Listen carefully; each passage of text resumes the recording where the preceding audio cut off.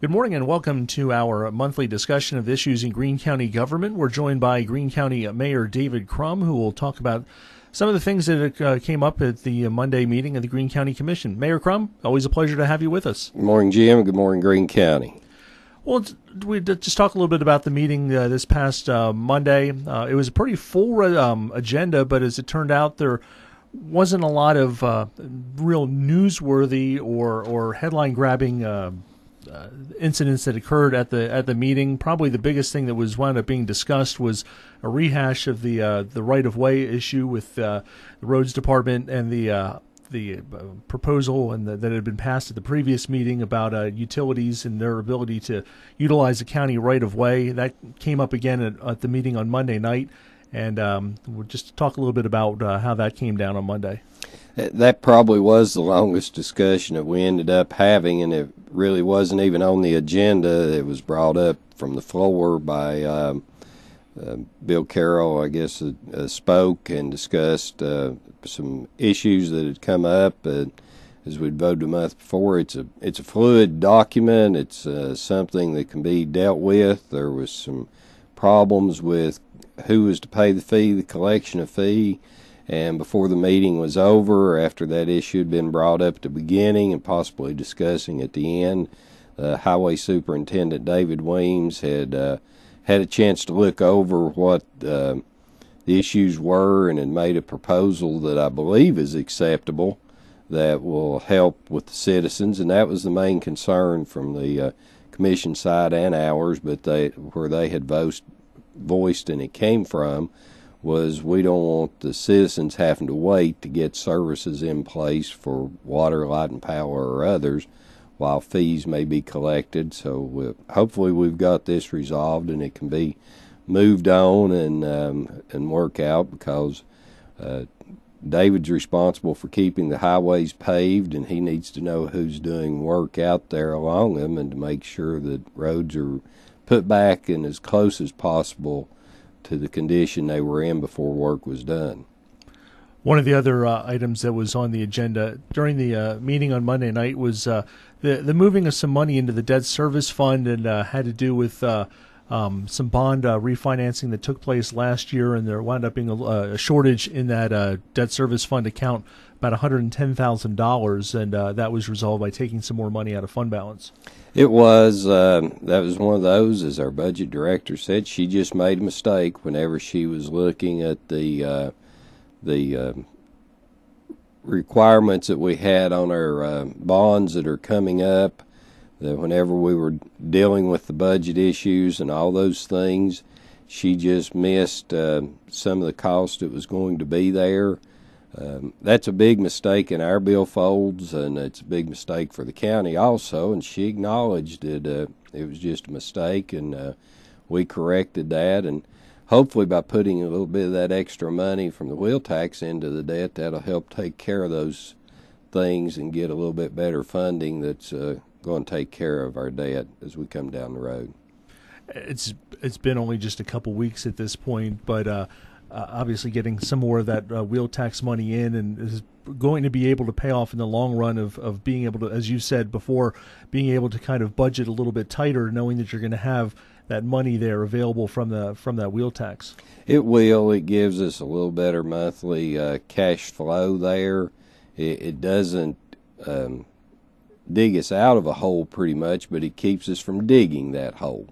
We just have to continue to look at ways that we may be able to save money or be more efficient. And we didn't propose that, and I think people understood that it wasn't new money that we were looking to go out and spend. It was just trying to hold our general fund, hold from going any deeper, the debt and the other items there. So it will be very helpful in the long run to this county. And I think the point that has to be made in that whole situation is that the $35 isn't the solution to the problem. It's a help, but it's only going to take you so far, and you're still right on the edge as far as the money goes. And I think that there's some misconception out there that you got your money and you got the $35 and that's going to take care of everything.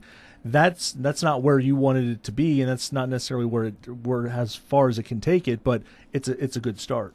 Right, it is, and you look at our highway, there was no money put in there, and after this last winter, the potholes and things that were put in there was no additional funds put in there.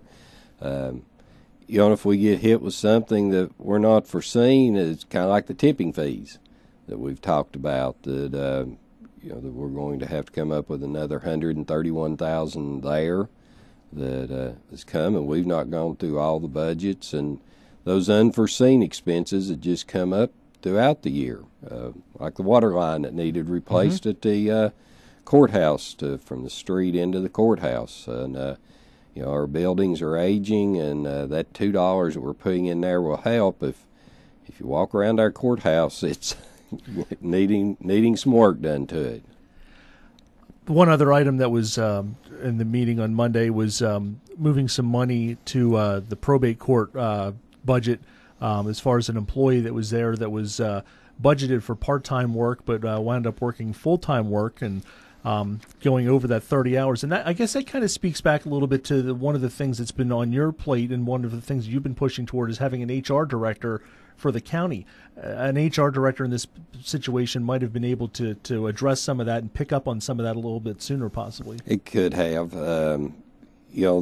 The requirements that are being placed on employers are much greater than they've ever been, especially in that healthcare issues that, before, and we saw that a few years ago as employers cut back from that 37.5 that a lot of people worked down to below that 30 to make sure they got that 28 hours in so you didn't exceed and have to provide health care. So that's one of the things. This employee was exceeding the minimum that we needed. We had to offer benefits or cut their work hours, and work hours weren't cut, so the benefits had to be offered, and they accepted those benefits. So there was a little additional cost there that had to be put into place to cover that. One of the resolutions that actually wound up getting withdrawn was the idea of any departmental requests for new spending to go through actually two different committees before it became to the full commission. And there were some good points made on both sides. The argument for doing that is it gives us extra set of eyes to kind of move that money and that request through to the full commission. The argument on the other side is that the full commission can just decide on their own to withdraw or to deny that request. So if it comes to them in whatever form, they can choose to act at that time. Yeah, there is some good points. Most of the things, whenever I first glanced at that, I was concerned it would really bog us down, in that as we cut, especially a lot of the smaller budgets, we have to adjust line items. We start very early in the budget process, and as we get in here and you see that the schools have to bring resolutions to us to clean up line items. You can't run into the hole in a line item. You have to move money into it. And so you have to allow department head that flexibility to move money within their budget. We kind of use this saying, above the line or below the line, meaning salaries and benefits to the employee are below, gas, tires, uniforms, and things. The department head can pretty much move anything below the line and bring in a request for, our budget director and I'll look at it and I can sign off on that. Anything above the line has to be approved by the Budget and Finance Committee already. The resolution was for actual any new money that was going to be proposed. It would have to come out of someone's fund, because some of the departments have fund, like highway fund, solid waste, or if it was coming out of the general fund. So that would have to come before the commission, as it does already.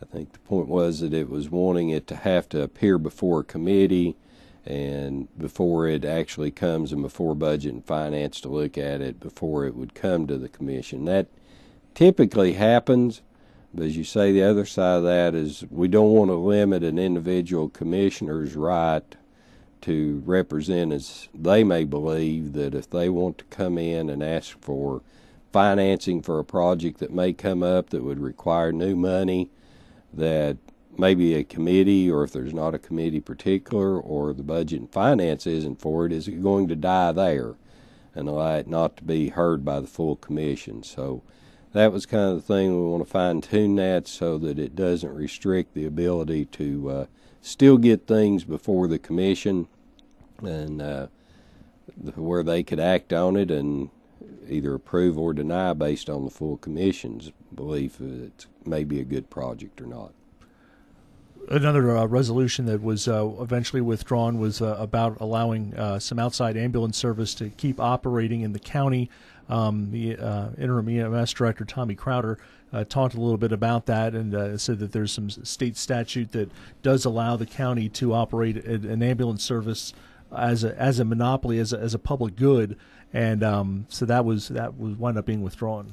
It was withdrawn. I guess there's some argument on both sides of that, depending on which side you're on, as to whether the county can close. I believe our attorney does, and Tommy presented, as you said, some valid points in his argument the other night on why we and how we can do that statutorily.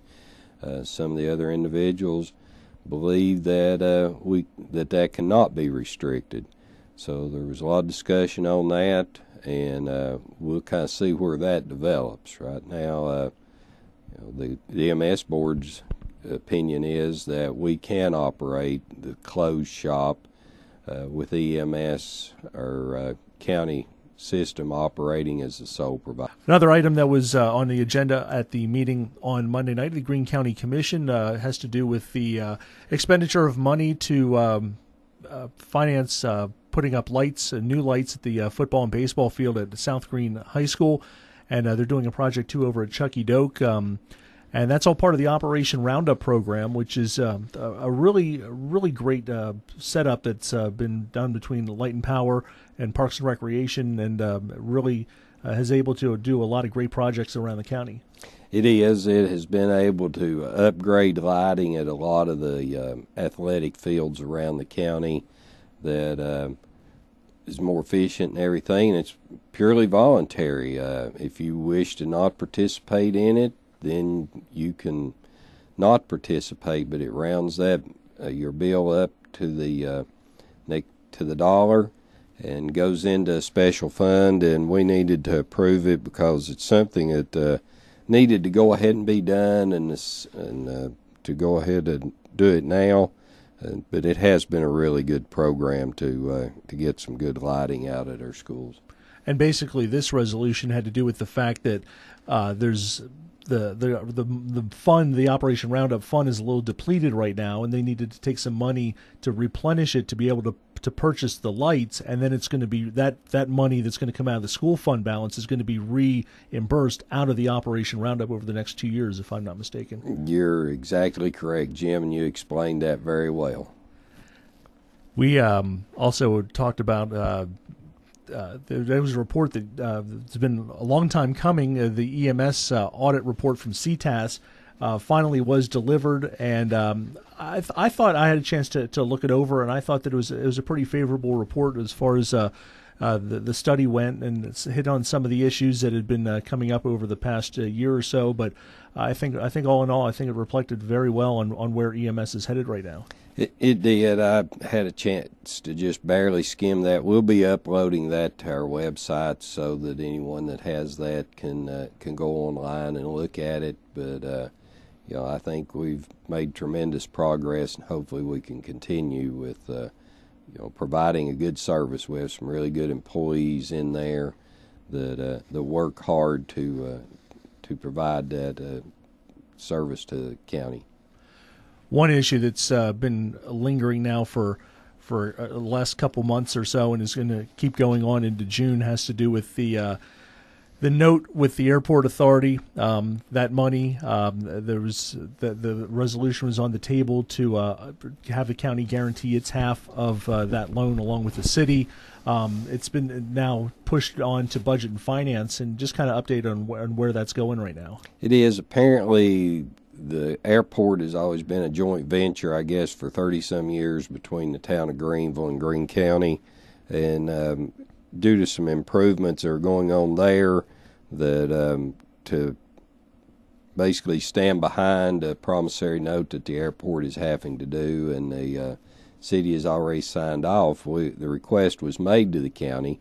I can't approve possible expenditure of funds, which hopefully there wouldn't be any expenditure of funds, that there's enough revenue source from the airport on fuel and rentals and other things that come in, that there would not be an expense to the county. But we had met with the airport authority. They had brought some requests. We'd asked for some additional information. I'd actually kind of talked to budget and finance. It had been brought before.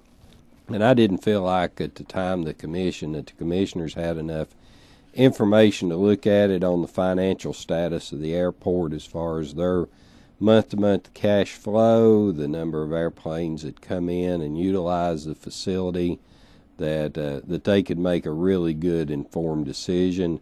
So I asked that we pull that one for a month and direct the airport to give us some additional information on their financial status, so we could look at that. I know, and just from the economic development side, that's one of those things here's on most people's checklist as they're looking for here, and so we'll have a little better understanding of that, I think, when we meet next month, as the actual usage of the airport and what its impact is to our community. How is the budget process coming right now? Budget and Finance is having meetings with department heads right now. What's the status on some of that? We're moving along. Actually, pretty good. There's not been much of a request for new money. I know the EMS looks like a really big increase in stuff, but we're back still looking at that on what we need to do to fund that. But we had some yesterday that came in, actually some reductions, a little bit. One of the things that the bond for elected officials has a pretty good size little bond every 4 years. And the other years it drops down, so there's a little bit of money that comes up from there. One of the issues we ran into yesterday, that as we were going through the solid waste, as you remember, we didn't get the budget passed till late, kind of that 9th hour, I guess, or 11th hour, but we were pretty much 3 months in a way, and realized that we're running a little short, or will be, in the solid waste convenience center salaries, because we had already been paying for 3 months before we cut those hours. So we're going to have to look at some of those line items in that area to make some corrections there. And I'm sure some of the other department heads may need to take a little hard look at that, because it was passed so late to get the full impact of the savings that we were projecting. If it was up to you, would you want to see some budgets cut back even further, or do you think that right now that it's as far as it can go, or is the Budget and Finance still trying to find a penny here and a penny there? You're talking a penny here and a penny there, Jim. We have been cutting budgets for some years now, and it's been cut down to the point to provide services. There's just not really any significant savings. There's why we took out of the fund balance again this year, and hopefully, I think things are slowly turning, but there's not a great influx of money. I know I talked to different manufacturers, and DTR seems to always be hiring. John Deere, it's in time that they're busy. Worthington is looking at doing about a $7.5 million expansion here to create some jobs. And so I think manufacturing is making that turn back. When we met with Worthington, actually, they comment about difficulty finding workers, not just here in other places. And I tell them I think that's kind of the trend that when I got out of college in the late 70s, 78, manufacturing seemed to start taking a decline in the 80s and 90s and 2000. I think we're starting to see those jobs come back as we become more competitive. And so if I would suggest anything to young people, start looking at manufacturing, those technical skills that it takes to work. If you can weld, you can find a job in Greene County pretty much. Logistics, I talk to people in trucking companies that are always looking for drivers. And I had a guy tell me that he recommend to a young couple, both of you get your CDL, hit the road, save that money back, and in about 3 or 4 years, you're going to have a lot of money saved up for that down payment on a house.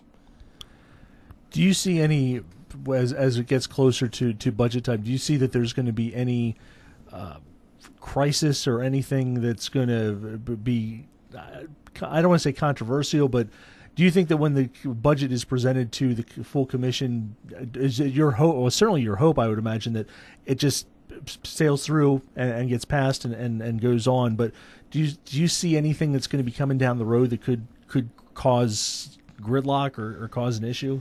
We've not seen anything yet, but our big budgets haven't even been proposed yet. You know, I mean, Sheriff's Department, Highway Department, and the schools haven't finalized their budget. So those are the big money items. Solid waste, we kind of mentioned it. They're starting to need a truck. Their trucks are expensive, $300,000 or so. So there's some big items that we may have to look at in there. But I'm hoping that we can move forward and get things dealt with pretty quick and still have a budget ready at the end of June.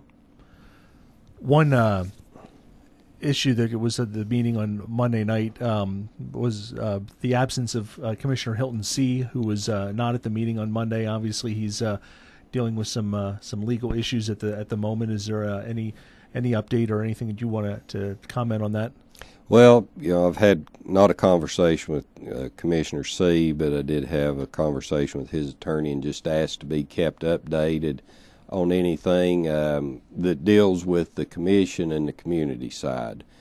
He's dealing with those issues, and things sometimes take a little bit of time to sort through in a legal process, and I think and hope that the decisions will be made that are in the best interest of Greene County in the long run, and that I'm sure Commissioner C. and his attorney and family are working through that process. His next court date, I believe, is July 16th, so I'm sure it will probably take them until about then to work through the process and develop, unless they come up with a conclusion sooner. Anything else going on in county government that you want to share with the audience? We did kind of mention economic development there and jobs and things, and there a lot of times, and I wasn't aware of this when I would hear about tax deferment for companies that may be coming in or some expansion there.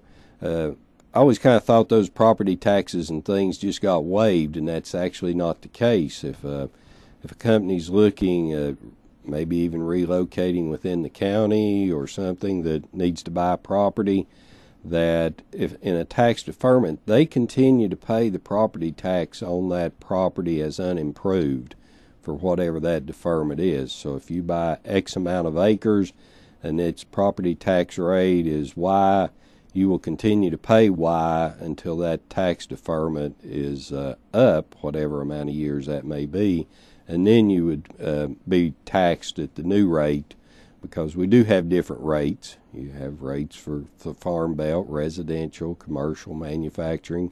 So it would change to whatever the rate is on that improvement. So there typically, I'm sure you could dig hard enough and maybe find, but I'm not aware of anything that has a negative impact on the property tax rate for the county whenever we do that. Well, it's interesting that you bring that up, because I out of curiosity, did some research, and the Tennessee Trustee website is a great site, a great resource to go to find out information about taxes and property taxes.